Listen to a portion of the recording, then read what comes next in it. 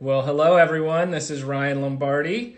I am live from my home office doing lunchtime with Lombardi. I have to warn you all, I am managing the technology myself, which is always dangerous, and it's not Zoom, so that makes it even more dangerous.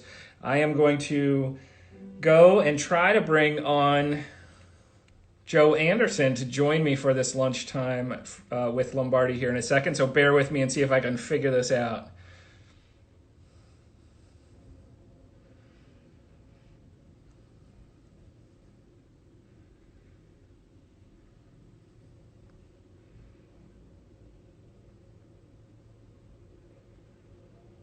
Clearly, I am not figuring it out. Give me a second here.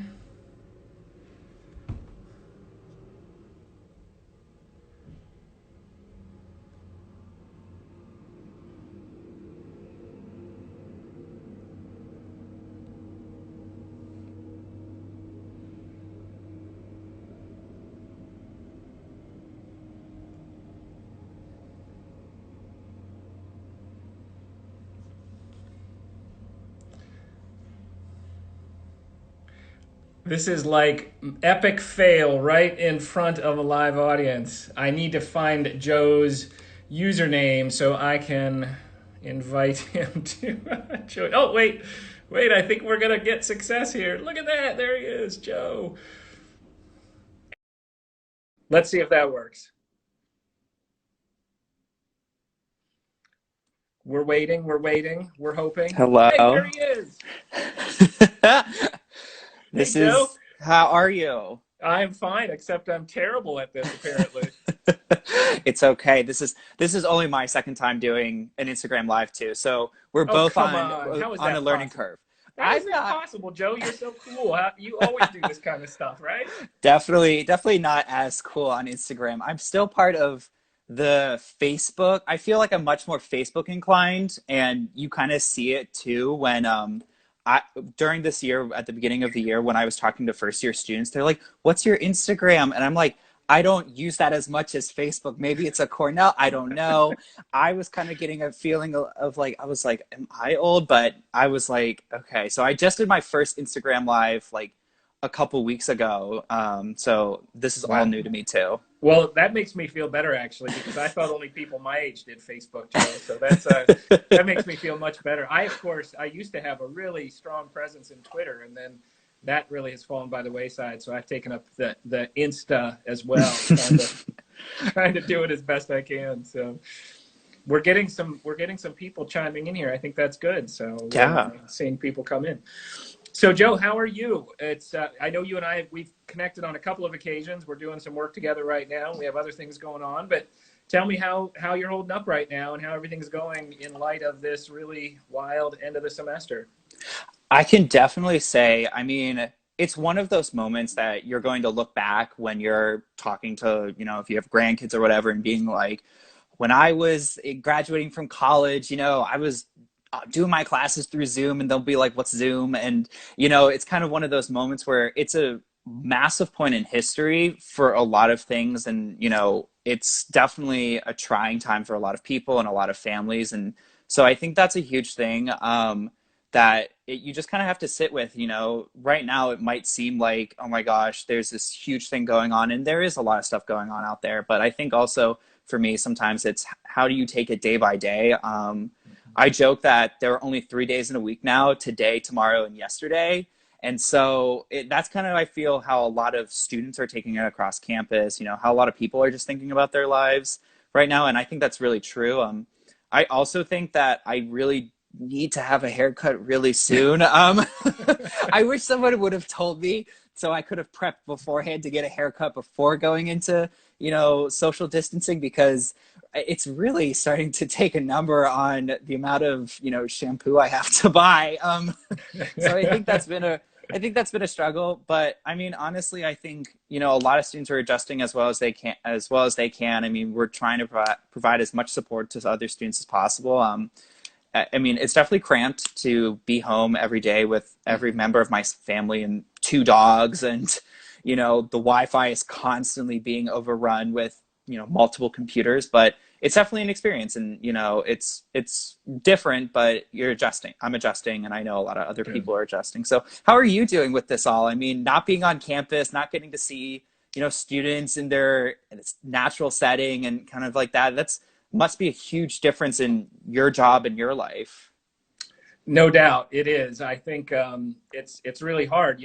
As someone who's essentially dedicated my entire professional life to supporting students and trying to connect with students on a very human level and build those relationships, not having the chance to do that in person has really created a challenge for me and all of my colleagues. And I think the hardest part is not being able to do the check-ins as easily and just kind of making sure that students are doing okay. I think at the root of all the things we do, that's one of the things that we worry about most is just making sure that students are in a good place and supported and have the tools to be well and take care of themselves. And that just gives us a lot of worry right now. But to your point, like you mentioned, I mean, everyone is struggling with this in some way, shape, or form. Unfortunately, some more than others. And I try to remember how grateful I am for, the fact that we are making our way through this, but it weighs heavily on me knowing how many people aren't. And I struggle with that every day and try to think through that. But, look, we're doing the best we can at home here. One of my daughters is having a piano lesson right now. So you may hear that in the background outside the room. And, we're doing what families are doing right now, trying to hold a couple of jobs down, keep our kids focused. Our kids are school aged and their schools are over too. So trying to keep them pointed forward and just doing the best we can and trying to do our part for our community right now and certainly for the Cornell community. But I have definitely been thinking a lot about students. I've had the chance to have some engagement with students. I've held a Mm-hmm. couple of forums and meetings and just different connections with students, and that's been really helpful to just get the pulse on folks and make sure that they're doing okay. And it brings a lot of light and joy to my life too, since that's kind of what I thrive on for sure. Yeah. So you talked a little bit. I'm just curious. You talked a little bit about this notion. We both did actually about our concern for students and making sure that they've got what they need right now and they're being supported. I know the Student Assembly took really strong action. You as the president, outgoing or still president, given the transition. I know you're still the president, but eventually we'll hand over those reins. But the Student Assembly made a pretty strong and bold, courageous leadership decision early on to really try to support students as much as possible. Tell me a little bit more about that and how that all came to fruition.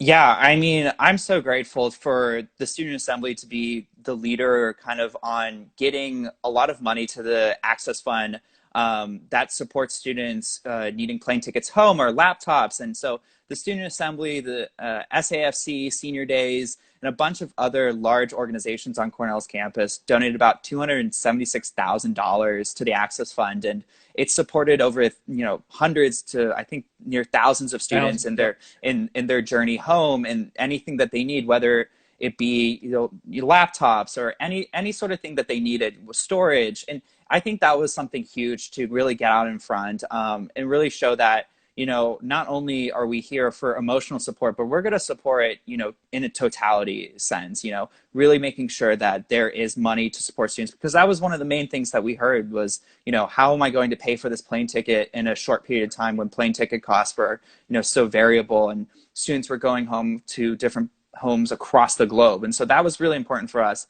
So that was huge. And then another important thing was, from the Student Assembly, the Office of the Student Advocate. I mean, they were huge overall on consolidating information, answering questions for individual student concerns, working with students on campus and off campus to work with, their living situations, whether they needed to stay on campus for whatever reason, or whether they needed to talk with their landlords if it was off campus to see if they could get some sort of, refund with those landlords. So I was really proud of every member of the Student Assembly and every member of the Office of the Student Advocate to really get out there and push the message. And, in times where a lot of students were ready to kind of just say, what, I'm ready to tap out, or there's a lot going on. There were a lot of students also going out of their way and supporting so many other students. And so I'm really grateful for those students to get out there. And I know that even now, the group of students, we're still trying to figure out ways to support the student experience and to support students now.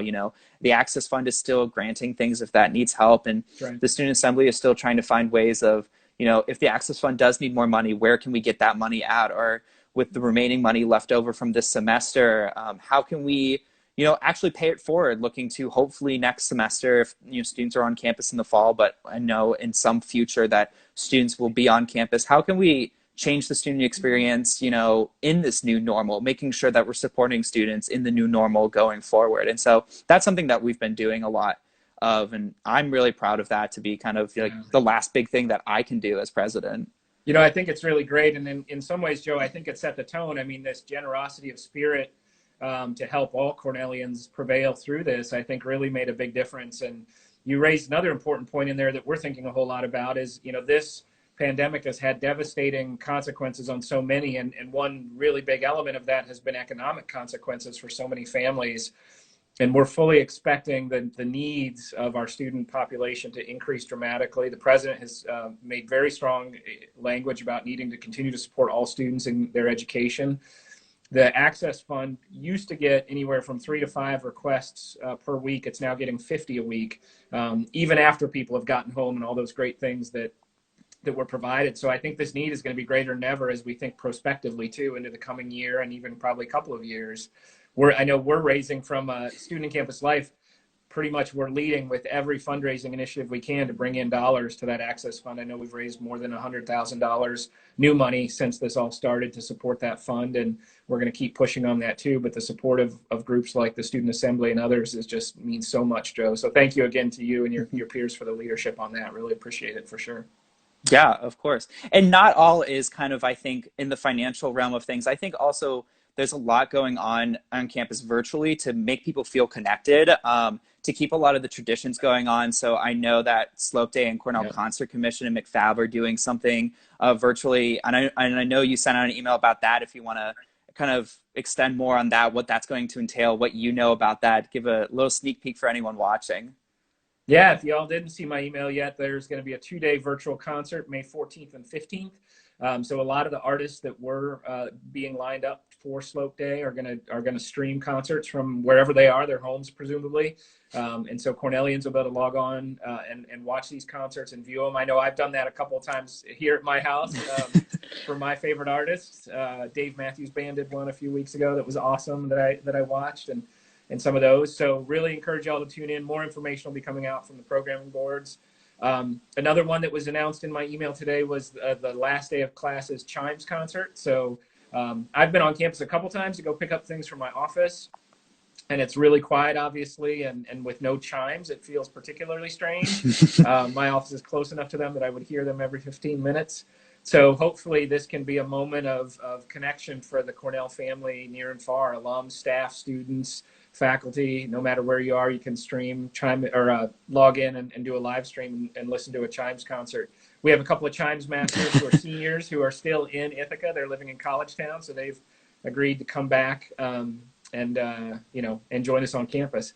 I just saw a question scroll across the screen. I don't know if you're seeing these too, Joe, but I just saw a question about how will social life and campus life be once things are reopened with social distancing. And that's, Joe, we're both part of committees looking at this right now and trying to think about a new future. And I think we all know it's going to be different, at least in the short term, for some period of time. Isn't that what you're kind of sensing?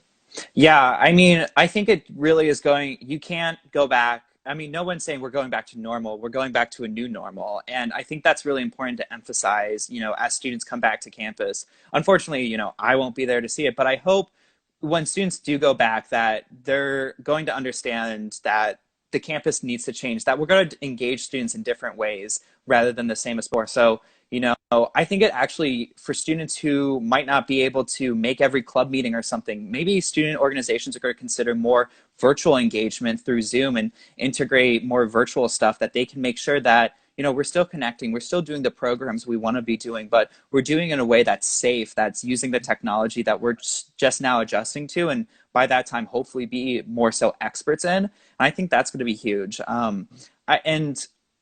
College Town is going to look a lot different. The restaurants aren't going to be, unfortunately, the same. I mean, we're not going to get the same large crowds outside of CTB. We're not going to see that as much anymore. But I think that as long as everyone is responsible and recognize that we're kind of in a different state of being, that we can still have the same fun. You can still build the same community in ways that are more innovative, in ways that actually might be more accessible to a larger group of students that might have not had those same abilities to participate before.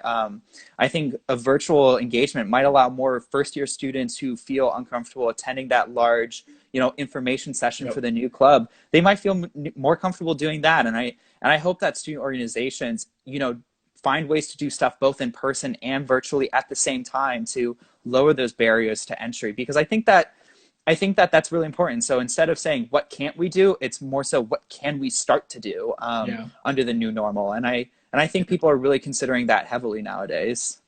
Yeah, I think that's right. And I appreciate those points, especially around accessibility and inclusion with some of the groups and thinking about a broader audience.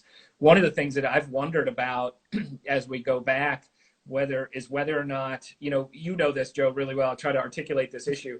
Cornell students, program themselves so busy, right? You've got your classes, but then you have all your student orgs and your extracurriculars and all that. And I know so many students like yourself that, get up and leave their room and go, and go really late before they go back. And I just wonder if in a new normal where perhaps there's a better balance. I mean, no one wants to be all virtual like we are now, but if we're in this hybrid situation, there is a better chance to even promote some greater well-being amongst, kind of personal well-being for all of us, where, I can actually go back to my room and maybe Zoom into a meeting or do some other kind of virtual with my student org or something like that. So I don't have to be out of my room for, 18 hours a day or something like that. So those are, I think it's too early to tell, but those are some of the things that go through my mind too. And as we think about a new future and what good, as much as bad as there is right now, what kind of shifts in the way we approach ourselves and the way we interact on campus can come from this is something I've been wondering about. Yeah, I mean, I even now, like, I found time more so to read for pleasure when I Mm-hmm. haven't been able to do that a lot when I was on campus because I was constantly doing stuff. And I know that is how a lot of students feel. It's also going to allow a lot of like health initiatives from Cornell Health. I know a lot of what they're doing is virtual Let's Meditates, virtual stuff that will allow students who, I mean, again, on that accessibility point, who might have not felt comfortable being in a full setting with other students doing meditation because they're like, well, I'm not good at meditation. Speaking as someone who is not good at meditation, being able to do it virtually by yourself without that pressure, I think will allow students to explore new possibilities. And, I've been exploring new possibilities and new hobbies during, quarantine. I've started, luckily, golf courses and driving ranges started to open. It was funny, my last, this spring semester, I took up instructional golf. And so now I'm actually getting to do more of it because it is a socially distanced activity. And I'm having a lot of fun exploring new stuff. I mean, I don't know, have you been doing new stuff to find new hobbies, do things that you wish you were doing now through virtual connection? It's interesting. I don't know if I would say I'm doing new stuff. I mean, we're obviously in different points in our life, but I will say it has given me a chance to think about how I'm present with my family more and how I balance my own, the own demands on my time. And so I will say in this moment, I've been really, really active physically, which has been great because, we happen to have a treadmill in the basement. And so I've been doing that very regularly in the morning, not having the morning commute, although it's short in Ithaca, and then in the afternoons, taking the dog and taking a nice walk around the neighborhood, but also just having more time with the kids and being under the same roof has caused me to think about, when I need to turn it off and when I need to just be present with my family and, focus on that. So again, I wouldn't say these are new things, but it's been kind of a good forced reckoning, if you will, to think about, the way I'm interacting with the people that I love the most and care about the most and how to support them and support each other. And it's, it's kind of in a way it's slowed down life for us, the point we're at, a dual career couple and raising a couple kids who are going through school and a really busy point with all their sports and extracurriculars. It's just forced us as a family to slow down and, because a lot of that stuff's not happening. And I think that's been really good for us. And so I'm enjoying that quite a bit. But, I do want to mention the one thing you brought up, and I appreciate it. I don't think it was an intentional plug, but I do appreciate you mentioning Cornell Health and some of the stuff they're doing with telehealth. And, I think even something like that, you could still be on campus, and instead of going over to Cornell Health to speak to your therapist, just, get on your phone and do a quick therapy appointment, 25 minutes, especially if you're living or you're a little further away and weather's bad, that kind of stuff, it might be able to create a whole new, again, whole new opportunities for us moving forward. For sure. Yeah. What is this question that just came on for an upcoming student? Do you think it would be better to defer to, or probably next year when things get back to normal? Oh, this must be an incoming student. That's we were going to do a little shout out to the class of 2024. No, it's a little early for that, but you have any advice on this one? I certainly do. Do you want to chime in on this? Yeah, I've been thinking a lot about this and a lot about my Cornell experience overall.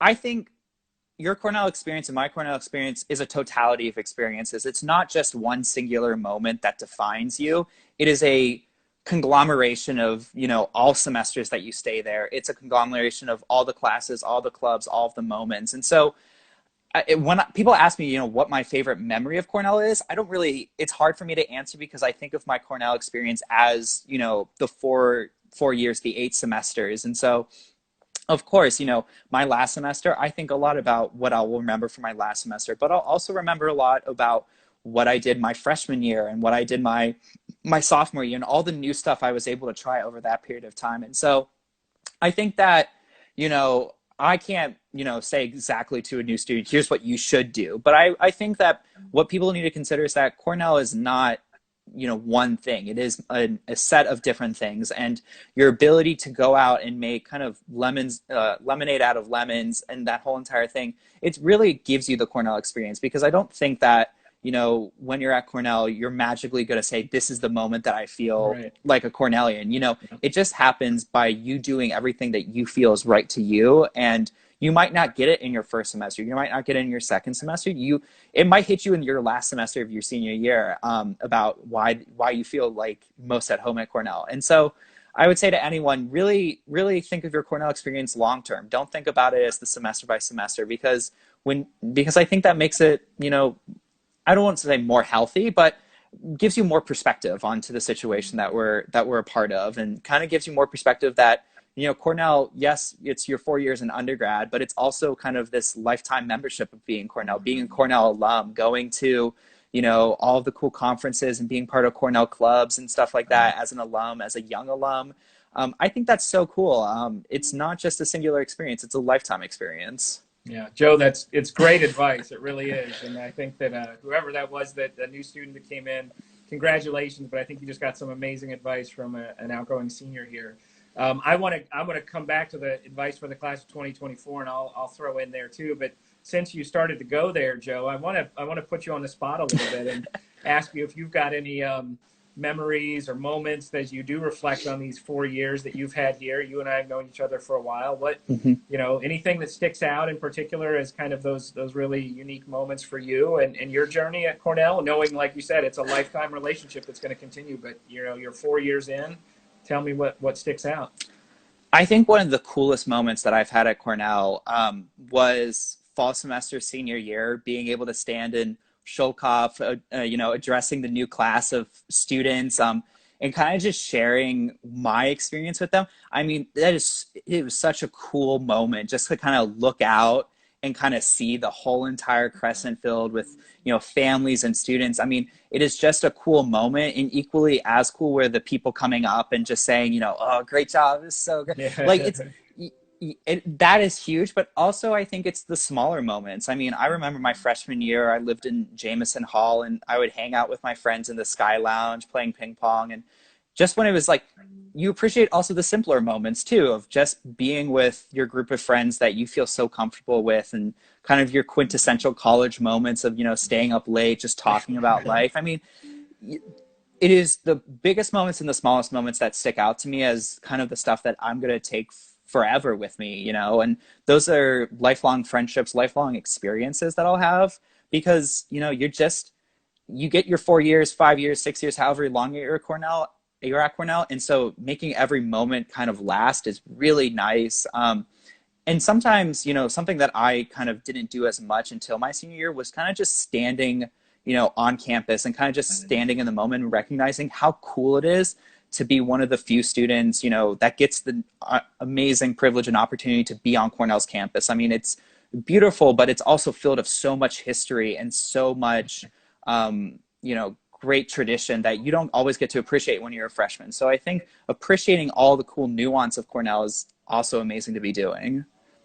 I'm glad you said that. It's not often, unfortunately, until a little bit later on in life when you reflect back on these moments like you've just had over these last 4 years and think of how special they really were, and like you said, how privileged all Cornell students really are in some way, shape, or form to be attending a place like Cornell and be a part of that history and that future and what makes an institution so special. And so, really awesome that you were able to reflect on that in the moment and realize that. I mean, speaking from experience, kind of the further I get away from college, which is quite a while ago now, it feels like, the more I appreciate those, like you said, even those little moments, right, of sitting in the hallway of my residence hall as a sophomore, whatever, and talking about the world and talking about, completely changing your frame about the way you think about something. And that really means a lot. It's special. And I mean, going back to the incoming student that asked the question, that's not predicated on whether or not we're coming off a pandemic, whether or not, there's a little more social distancing in place or anything like that.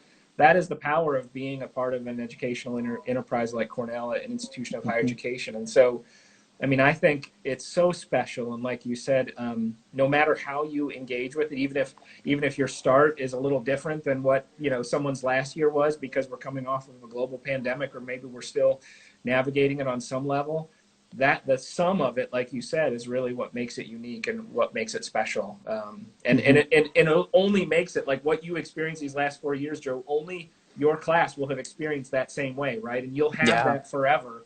And same with the incoming class of 2024, right? Mm-hmm. Yeah. And I think that's the thing. I mean, every class's journey is so unique and is, marked by so many historical moments, both on campus and off campus. And, when you see them at reunions and That's conferences right. and stuff like that, those are your bonding moments. Remember when this happened on campus? Oh my God, yeah. And, even seeing alumni now, you see it happen. And so I think that's the right mentality to always go into this with. As sad as I and heartbroken as I am for you and for your fellow seniors, class of 2020ers, that your senior spring got cut short in this way. I mean, you all will be sharing this moment and this memory for your life. I mean, Hmm. literally 50 years from now, you'll be coming to reunions and talking about this experience in the spring. And no one will say it was easy or it was exactly how you would have had it. But at that point, it'll be a big part of your life to this date. And so, um, I try to remind folks of that in the moments of despair, which are appreciable and noticeable for sure. But, that's Hmm. just another way to frame that for sure. Yeah, for sure. I think we're probably getting on time here. Anything else, any other advice that you'd want to throw out to the class of 2024 as we get ready to start to wind down this lunchtime with Lombardi?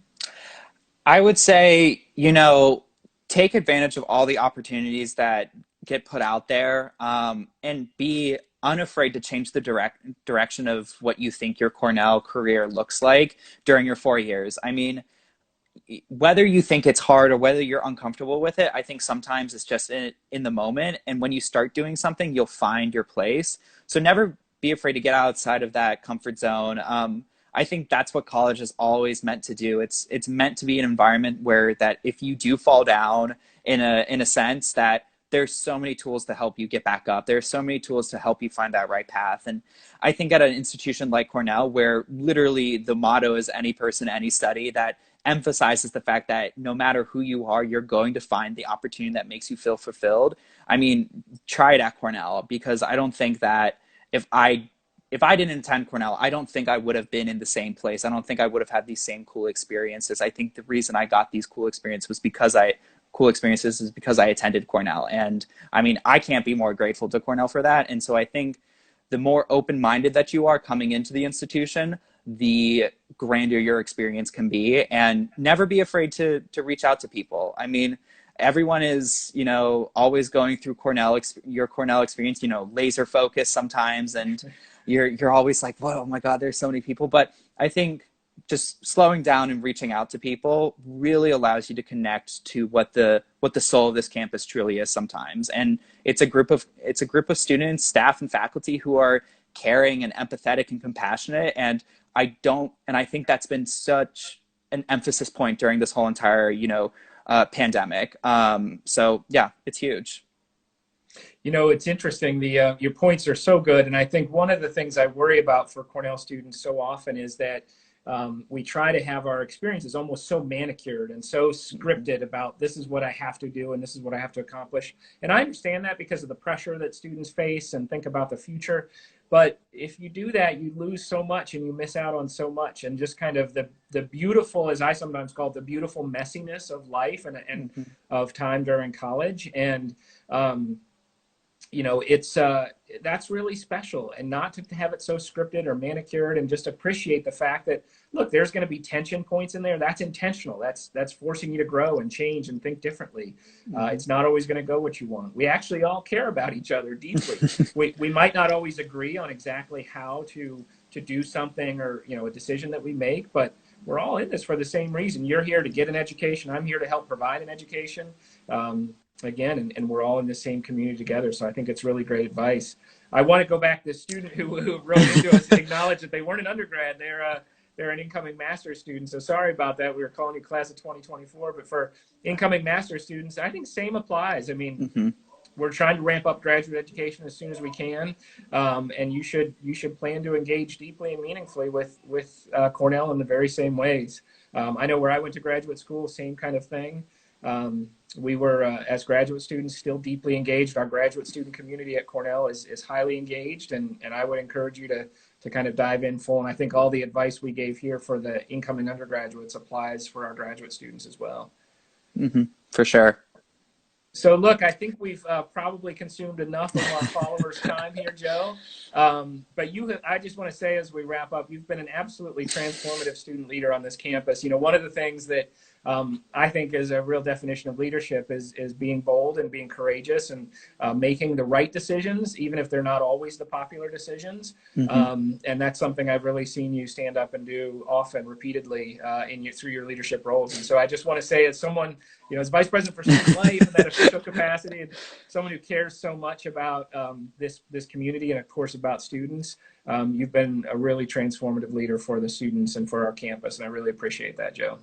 Thank you. I mean, it's been absolutely amazing, and I couldn't have done it without, support from people like you and everyone else in student campus life and everyone at the institution. I mean, being able to stand up for things that you really care about and be bold in your leadership is only available when you have the support systems behind you. And that's something that student campus life just has done so well for me, throughout my whole entire time at Cornell. So I can't thank you enough as well. Of course. It's an honor to serve you and to everyone else. So, well, look, Joe, you continue to take good care of yourself and be well. All my best to your family, to your loved ones, your friends, and I can't wait to get that chance where we get to see each other again in person, okay? Yes, for sure. All right, have a good day. Okay. Yes, you too. Take care. Bye-bye. Bye.